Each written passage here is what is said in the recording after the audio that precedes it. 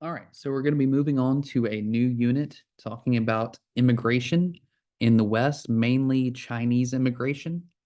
So go ahead and get your lecture notes and we'll get started. So we saw a huge population boom in the United States in the late 1800s.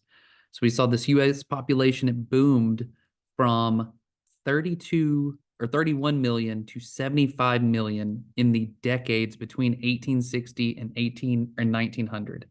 So that was at least a 2% increase each year, despite many setbacks like war and different aspects like that. And so immigration was able to supplement that steady decline in the family size and life expectancy overall.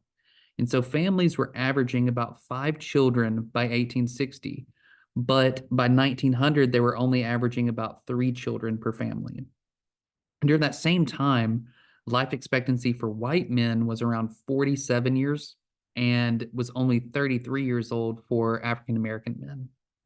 But overall, nearly 12 million immigrated to the United States between 1870 and 1900. And that was more than the total number of immigrants in the United States from the year 1800 to 1870. So, in a matter of 30 years, we more than doubled the amount of immigration that the whole entire 1800s was essentially. So, during that time, we started to expand westward with a lot of help. So, between 1871 and 1900, over 170,000 miles of railroad track was laid to really connect the nation. So, how do we pay for that? The government was able to give federal land to railroad companies for free. And that was helped to build and finance the construction of those railroad companies. So, the government would just give this land to railroad companies. And so the railroad companies would get more land than they actually needed. So they would sell it for more than it's worth or take bribes to build through towns that would end up paying for it. So these companies were getting land for free and then turning around and selling it for a profit.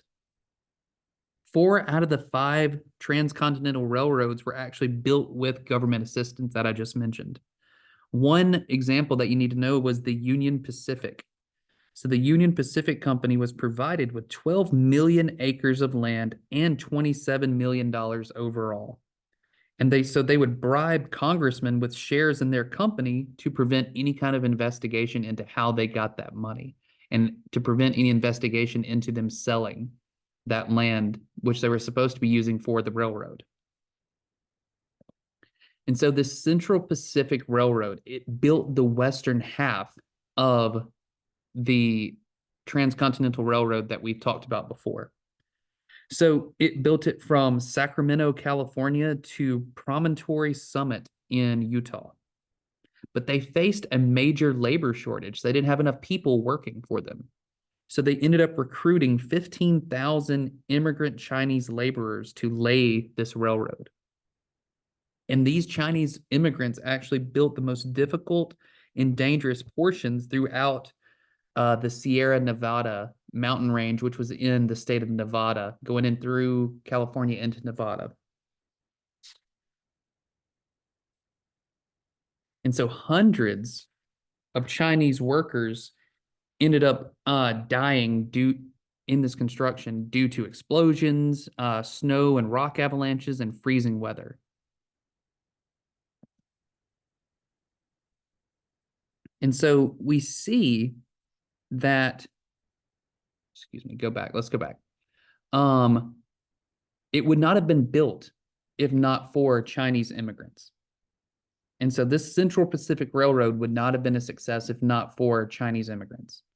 So the Chinese immigrant laborers made up 90% of the railroad's workforce, and they actually became admired for their effort and their results as they were given the most difficult and most dangerous stretches of track to actually have to lay. And so, in one example, once they got close to the finish of the track, they laid 10 miles of track in 12 hours. So imagine having to dig out, lay, and knock down 12 miles or 10 miles of track in a matter of 12 hours. That is unheard of. But they were paid half as much as the white workers. The white workers were given train cars to sleep in, while the Chinese workers had to sleep in tents. And the money that was not paid to the Chinese workers ended up finding itself into the pockets of the capitalist that was earning the millions of dollars through this exploitation. So the company owners would end up getting a lot of these wages that the Chinese workers didn't end up receiving. So let's talk about this Burlingame-Seward Treaty of 1868. So this allowed immigration in the United States from China. So it allowed Chinese people the right to free immigration and free travel and legal protections within the United States. And so most Chinese immigrants actually would earn money and send back to their families back in China. And so that desire, along with the need to pay back their loans for passage, gave them little to no social or political power, and many times it was outright discrimination, would end up pushing many of them into low-wage jobs. And tell me if you've ever heard this before, but white laborers began to resent the Chinese laborers for, air quote, taking their jobs, or the claim that they were taking their jobs. And so their frustrations were misdirected because it was not the Chinese workers that were stealing their jobs or doing wrong by them, but it was the capitalists that were exploiting the opportunity to get away with paying such low wages. So those bosses that were paying those low wages to the Chinese were actually the ones to blame, not the Chinese laborers.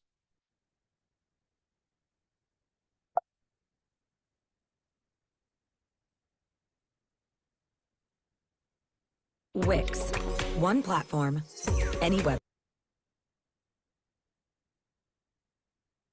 website, unlimited creation.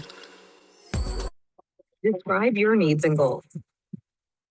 And AI will transform your tailored brief into a unique website that's ready to perform in minutes. Customize it, shape your visitor's experience with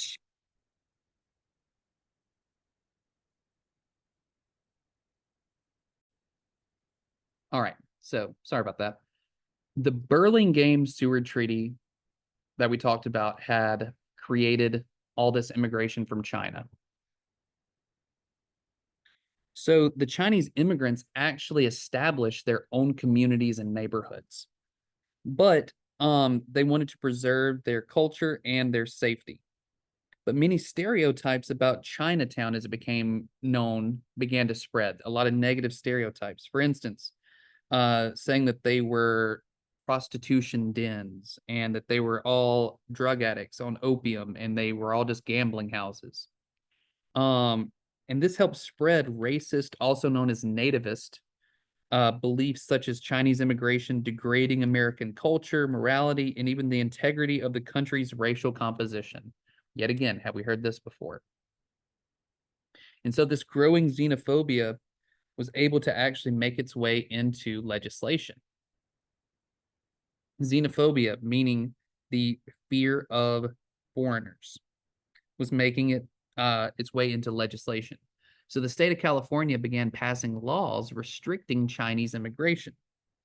So in the 1850s to 70s, the state of California began really passing these laws to restrict Chinese immigration. They would require special licenses to work and prevented Chinese laborers from becoming citizens.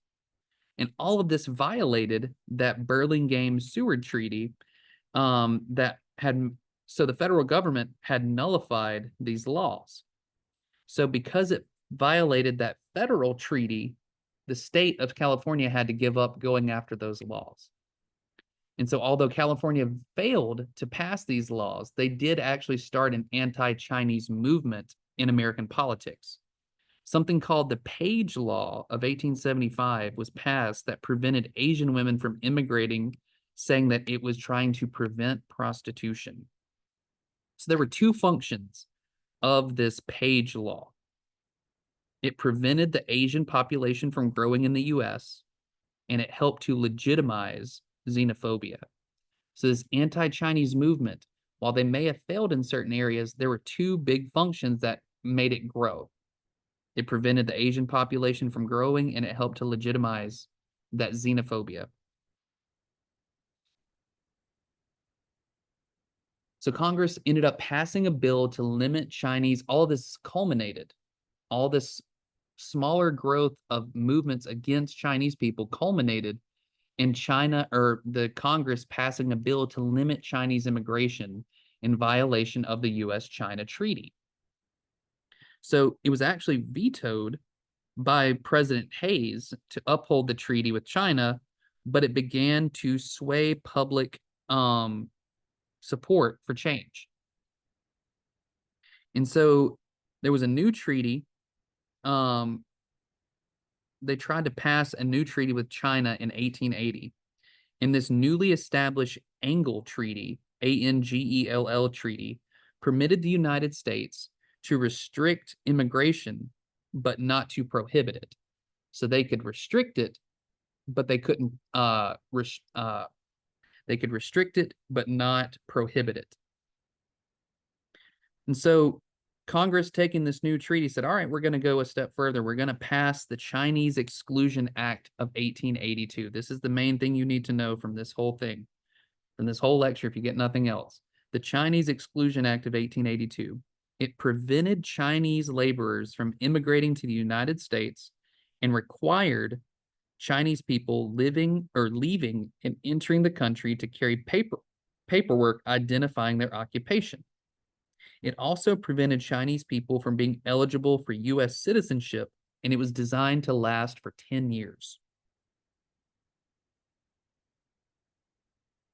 So this Chinese Exclusion Act was the first immigration law in U.S. history that actually specifically targeted a specific ethnic group of people. And before it expired, it was bolstered by the Scott Act. So it was taken even a step further by the Scott Act, which banned re-entry for Chinese people if they left the country, even for long-term legal residents. So in 1888, they took it a step further that said if Chinese people were to step outside of the United States, they could not come back for up to 10 years. It was both renewed in 1892 and 1902 when Hawaiians and Filipino people were added to that list of people that were excluded from immigrating to the country. It was eventually extended indefinitely in 1904 and added many more Asian countries in 1924. Finally, in 1943, it was repealed because we were trying to win over good favor with China and because China had become our ally. So it was almost what, 1882 to 1943. That's a full almost 60 years that this law was allowed to be the law of the land in America to prevent, starting with Chinese, but eventually the majority of Asian people from immigrating to the United States. And we know that was done because of these racist sentiments. So make sure to take your time to go back and review any of these slides that you need to, and let me know if you have any questions. Thanks.